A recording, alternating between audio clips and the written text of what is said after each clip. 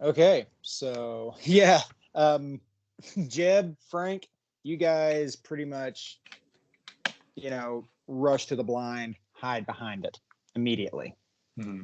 It's kind of set up to where, you know, if you know exactly where to kind of be, you can kind of peek through it. You see Beryl, you see Peter. What do you guys do? Just kind of hit the dirt and kind of try and scramble behind some logs, behind trees, something like that? Yeah. I mean, that's what we've got working for us. Okay. So both of you Mhm. roll, we will say, Stealth, maybe? yeah, I'm trying to figure out. Let's say, we're exactly, yeah, stealth. We will say stealth, and what attribute are we going to roll? I mean, composure, since we were sort of caught off guard, maybe? Or. You know what? Yeah, composure composure and stealth -1. Okay. And I'm going to burn a willpower.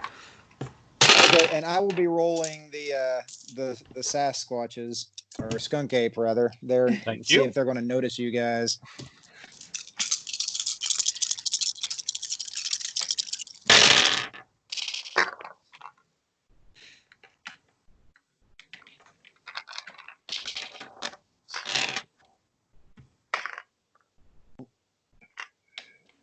Two successes for Peter. I have one success. Ooh.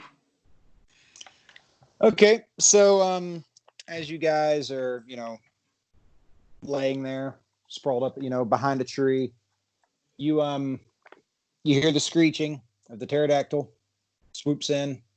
Yeah, it lands pretty much right above you, Peter. And you see not just, coming out of the woods, not just the one hoop snake, but you see two of them rolling up towards it. And slowly, very steadily, you see, three giant humanoid ape-like things come in, and once again, start kneeling in front of the pit. You also notice, you two more than Jeb and Frank, but, eventually you guys start to notice, the glowing from the pit starts up again. This time it is going from a blue to a deep, deep, deep purple. And it does indeed seem to be emanating from the computer screen.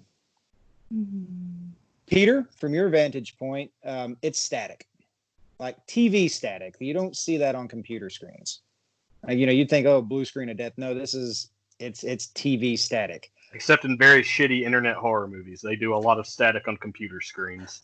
Yeah, right. Sure, and you see, that's the thing, though. It's the black and white snow static, but deep purple is emanating from the pit. Beryl, the problem is where you're positioned is that it illuminates, like one of them is right next to you. Okay. And it's kind of kneeling, but it does the kind of thing where, it seems to look over in your direction until it realizes that it's staring straight at you.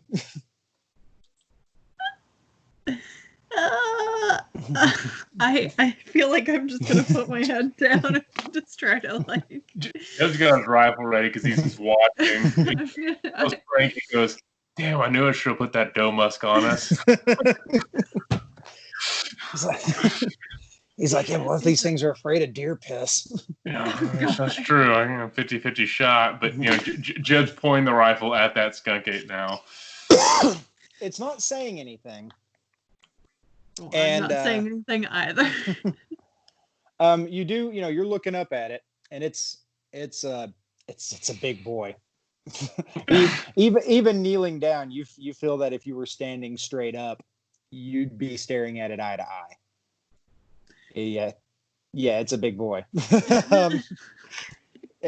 You see, in front of it, looks like a It looks almost something like made of velvet, like a cloth with like tassels on each end.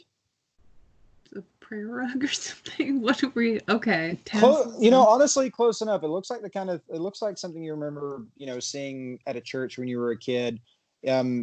Oh, the like kind of a thing little one of those kneel weird on. little. Okay. The kneeling pillow. Honestly, not quite that. It looks like the kind of cloth that they would put on top of like a little ottoman and like put like like a cross or like like a Okay. like put like the church's Bible or something like that there. Just something purely decorative, but it's absolutely from a church. Huh. And it looks down at you, and it's the skunk ape, and it reaches over, and you can feel its index finger like graze through your hair, and like it's gentle, but you do know if it wanted to. Oh, yeah, it could probably absolutely hurt crush you. me. Yeah. This whole time, Jeb's asking Frank, like, do I shoot it? What do I do? It doesn't look like it's doing anything aggressive. Do I shoot? What do I do? Do I shoot it?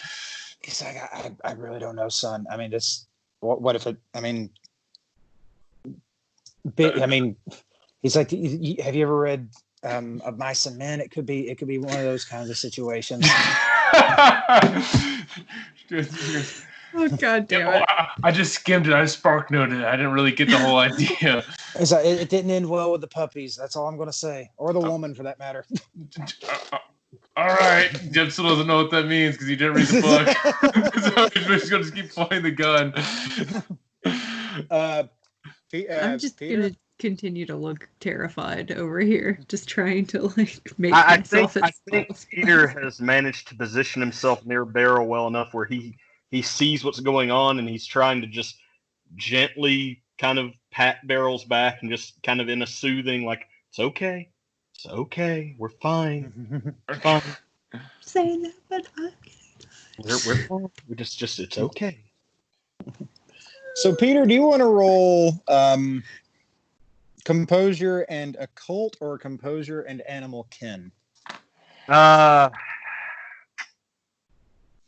mean, would animal kin really fit? Because, I mean, these are occultish creatures. If I did animal kin, would that just not be saying they are indeed animals? Humans are also animals, though, Yeah. right? I mean, my gut. You can be. I was going to say you can be both. I mean, my gut goes with occult. If I'm going to be honest. Okay, sure. Honestly, like in this kind of situation, it's just what kind of like skill set are you trying to pull on it? Yeah, you could absolutely do a cult on this one. Well, no, because I do keep touting that I'm like this skunk ape knowledge haver. I'll go with animal. Of course, I believe they're real and are flesh and blood and want nothing but to give us flowers and to. He's of nature. Yeah. Oh, yeah. Of course. You can burn willpower on this if you want. Yeah, I'm going to. I really need to. I've been playing this one a little fast and loose because Peter thinks he's like in his element cool here now. Yeah. He really thinks this is his wheelhouse. He's been validated by seeing and taking pictures of skunk apes. Oh, that was a lot of dice to only get one success. One is better than none. Yep. Yeah, that's one is all you need. So you're basically trying to tell Beryl to calm down. You're kind of looking at the skunk ape, making eye contact with it, not in a threatening way. You assume it's if it's a primate, don't show your teeth. You've always heard that. Chimpanzees, gorillas, they don't like that. So you're just going to assume just keeping eye contact, being very calm, and it starts to look up at you, and it basically kind of does. Yes, you're my son, JB. No, it's in the strawberry river. Hooray. It pretty much does the same thing. Like it's looking at you, and it kind of looks down at Beryl, and it keeps like kind of poking at her, running his finger through her hair. And it just kind of looks at you and reaches toward and kind of like puts its hand on your shoulder. And it's a big, heavy hand, big, strong boy hand. very padded. Not quite like a human's. Like think of how like the ball of your foot would feel. That's how the whole hand feels. Like there's a lot of padding there. And it just kind of touches you on the shoulder and just kind of checking you out, and eventually it stands up. And it's, how tall is Peter? I'm going to assume like maybe 5'11", 5'10", something like that. He's pretty average in height. Yeah, I mean, this thing is, it's easily twice your size. I mean, it's just,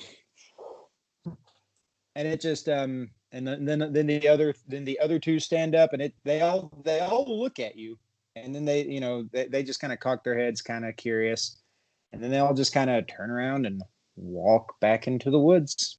The pterodactyls follow, and one of the wheel snakes is like, "That's all, folks!" And then just Sonic rolls out of there. Yeah, and the wheel snakes leave too. All right, I'm gonna have a heart attack now. Beryl just breathe. Just like, okay. So real talk, we are actually going to do an integrity check with Beryl. Okay. All right. Yeah, that was fairly intense, and yeah. We will say Peter gets a pass because, I mean, Peter has always suspected these things to exist. Yeah. But yeah, plus, I think it's +2 because you're at 7, right?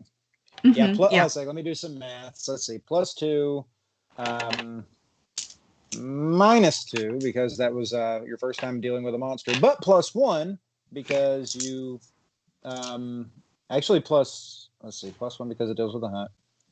And you got both of your touchstones, right? Or you got your touchstone. Yeah, I have my touchstone. So. +4. +4? Yeah. Total to the whole? Yeah. Okay.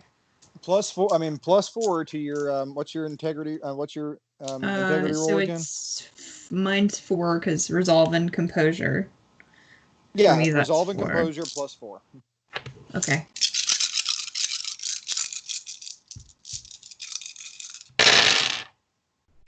Okay, I have 1 10 and another 10. And let me roll those up. You get 3 more successes. You get an exceptional. No, it's just the 2. Okay, that's fine. You don't lose integrity, but you are. We're going to say shaken. That sounds fair for you. Yeah. Okay, yeah. They wander off. They didn't bother taking their stuff down to the pit. Pretty much after they leave, the purple light dissipates back down to nothingness. Oh. Jeb and I guess Frank are going to walk down there from the blind and meet him. See, don't you speak for Frank. Frank. No, you're fine. Jeb walks himself down there by himself. Frank accompanies him. Frank gets a phone call. Man. Phone call. Spread you, boy. Shoot Jeb in the head. Yeah. Walks down. Walks into Beryl and goes, "Beryl, are you all right? I mean, I don't know what to do. I couldn't tell if you were okay or not, but it looked gentle. It looked, I don't know, like it was kind of like as gentle mothering as something that's like more than twice my size can be, I guess. Sure, but it was also fucking terrifying because I felt like it could just, like, if it wanted to, like, instead of just gently stroking my hair, it could just like crush my little skull here. So see, I'm a little bit freaked out right now, just to be honest. I understand. I probably could have done exactly that. It's fine. Jeb, why don't you stop talking and go collect the camera? I'm going to stay here with Beryl. It's fine. It's fine. Have some water. Okay, fine. So, sadly drink water. Jeb, when you're walking to the camera around the pit, you pass by where one of the other skunk apes were, and you notice on the ground where it was kneeling, another Donald Duck toy, completely different. This one, like, it's like the original one was just like an action figure kind of doll. This one, the bottom is kind of like rounded out to where, like, you feel like if you set it down on the ground and pushed it over, it'd weeble wobble back up. It's So Jeff does that actually. He places it for just like a second. Yeah, but another Donald Duck toy. And yeah, you go and grab the camera, and I'm assuming you walk back. Mm-hmm. Yes. Yeah. Okay. I'll walk back to him, like give it to Peter. Peter, here's the trail camera. Yep. We'll look at that once we get back to camp. But I think the most important thing is we get Beryl where she's comfortable. Yeah, we can talk and walk. Okay, sure. So I thought it was very strange that one they touched Beryl and almost. Can we please stop talking about them touching me, please? Okay. I think we don't want to think about it right now. Why don't we get to safety first? Okay, thank you, Peter. I appreciate it. Okay, yeah. So the walk back is, despite the fact that this is the second day in a row where not only did you see a skunk ape, but you saw 3 skunk apes. And not only did you see 3 skunk apes, you saw a pterodactyl. And not only did you see a pterodactyl, but fucking hoop snakes and weird glowy pit, all these wonderful things. It's fairly certain he saw Don Knotts at the edge of the clearing. Yeah, despite all, it's kind of it's a quiet walk back. Pretty much just kind of picking back through the trail. That being said, when you guys start to arrive back to the clearing where you guys are, you see like daybreak starting pretty much at that point, but like you see car headlights in the clearing, kind of like how people they're driving through the night and it's still daybreak, but maybe they forgot to turn off their headlights. Mm-hmm. Yeah, quite a few of them. Maybe we'll say about maybe 10 cars from the looks of it. What the heck is going 10 10 cars, a truck, and a big honking trailer. What the hell? And they look like just civilian cars? Yeah, nothing special. Beryl, did you hear anything about like some, barn burner out here going on from like the bar? Do you hear anything about anyone? Were you hear about anything? Did I hear about anything? Storyteller? You know what? Yeah, roll. We will say intelligence and socialize. Okay. If you want to use your bro skill thing to add extras, you can. Okay, yeah, sure. I'm sure I had to deal with some fucking bros, so. Okay, 8 and a 9. Okay, so 2 successes. You recall a couple of guys, kind of douchey, obviously, because broy. Mm-hmm. They were kind of one of those guys that that they clearly they're straight ticket Republican, which of course means they go to church pretty regular. Some of them, one of them talking something about some kind of like revival out this way coming up. Huh. Some kind of like tent revival. Apparently, there's going to be some damn revival up here somewhere, but I didn't really get any specifics on it. But sometimes, so maybe that's what this is. It seems kind of early in the year for a revival, though, right? It's more of a summertime thing, but it's a bit out of the way as well. We are in the middle of the woods. And it's also strange the religious paraphernalia we found, in the pit happening at the same time a revival is. Frank goes. It's not uncommon. Back in the day, a couple of ones I went to, they'd set up like kerosene heaters and stuff. Well ventilated, obviously. Well, let's hope they just stay down there in the clearing and don't start wandering, because they'll really kind of screw up what we've got here if they start finding that glowy pit. Well, we probably shouldn't present ourselves to them now either, seeing as we're all. I don't think seeing a middle-aged man with a katana walking through the woods is fairly common. And Frank goes, yeah, we are pretty well. We're all pretty armed. Our camp's still a little ways in, but we could probably sneak around them. Maybe get back to the car. Maybe get back to the car at the very least. Okay. I think that's the thing to do. Yeah. I think that's the thing to do. Pack up and sneak around. Hold on a second. God damn, rolling thunder out there. Ooh. Yeah. Sorry, it's coming in. I think that's the thing to do, but I feel like we're going to need to set up some sort of plan to come back and keep monitoring this situation out here. But for now, I think it's time to pack up. Yes, I will. Believe me, we've just found what I've been looking for 30 years. I will have a plan. I'll be making a plan, Jeb. Yeah, this is very exciting for you, Peter. I'm excited for you, man. Yeah, This is that's really amazing. cool. It's really great. I'm more worried for Beryl. I want to make sure she's comfortable and safe. We need to take the camp down, and we need to get home. Yeah. Let's pitter patter. Okay. Roll stealth, all y'all. We'll say that. Roll stealth. We'll say wits and stealth. +1. All y'all.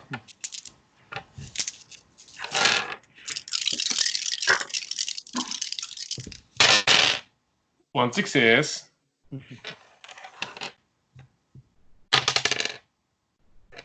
So I got 2. Holy shit! All that training running around the katana, I got 4. All right. Oh my god, it's happening. Yes.